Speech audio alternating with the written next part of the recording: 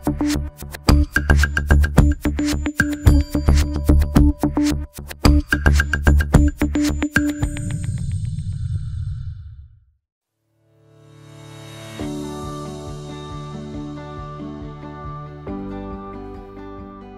kalau di Jakarta kita punya Gereja Katedral dan Masjid Istiqlal. Kalau di Kota Kupang kita punya Masjid Al-Mutakin dan Gereja HKBP Resort Kota Kupang.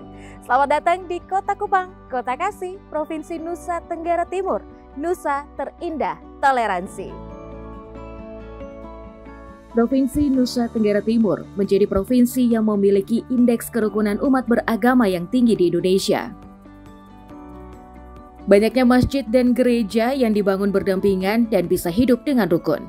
Seperti halnya Masjid Al-Mutakin dan Gereja Hurai Kristen Batak Protestan yang sudah dibangun sejak tahun 1996 dengan masing-masing luas tanah 2.000 meter persegi. Kedua rumah ibadah ini berada di Jalan KB Mandiri, Kelurahan Kelapa Lima, Kecamatan Kelapa Lima, Kota Kupang. Jadi kalau awalnya itu kan kita hanya pakai masjid bagian dalam itu 15 kali 15 meter itu awalnya. Itu daya tampungnya ya sekitar 200-300 gitu.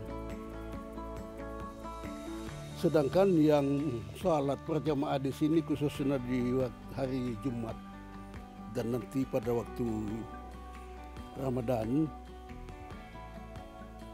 itu melampaui kapasitas masjid yang ada.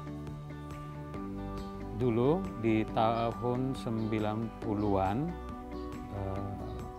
orang jemaat atau orang-orang Batak yang merantau ke tanah Kupang ini dulunya beribadah dari rumah ke rumah, lalu kemudian disepakati dan seluruh jemaat bekerja sama dan pemerintah Kota Kupang memberikan hatinya untuk menghibahkan tanah ini lebih dari 1.000 meter yang juga dihibahkan juga untuk tetangga kita masjid sebelah, dan 96 itu dibangun, tahun 2004 itu diresmikan.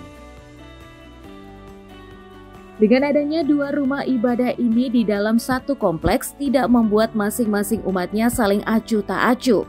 Justru mereka saling membantu dan menghormati saat jam ibadah berlangsung. Tentu pada awalnya terasa sulit untuk bisa mengatur jam ibadah agar tidak saling mengganggu. Namun dengan komunikasi yang terjalin baik, semua jadwal ibadah termasuk di momen hari raya besar bisa berjalan dengan baik. Oleh karena itu maka pada waktu adanya salah paham, pertentangan dan lain-lain dengan gereja, dari masjid ini mengirimkan wakilnya. Wakilnya mengadakan pendekatan dengan gereja, dan setelah diadakan pendekatan, akhirnya kita aman. Ya, aman, dan sampai hari ini tetap aman. Dan sejauh ini, dan yang saya dengar, saya alami juga, tidak ada pernah persinggungan atau masalah soal peribadahan. Walaupun misalnya saat beribadah kita mendengar suara azan, itu sudah biasa dan sudah kita nikmati. Nantinya kawasan ini akan dijadikan kawasan Bhinneka Tunggal Ika, yang dimana tidak hanya dua rumah ibadah saja, tetapi nanti akan dibangun juga rumah ibadah bagi umat Katolik dan Hindu. Diharapkan juga sikap toleransi ini bisa dipupuk dengan baik, sehingga tidak ada lagi masyarakat yang merasa kesusahan dalam beribadah maupun yang ingin membangun rumah ibadahnya. Dari Kupang, Tim Liputan Timur TV melaporkan.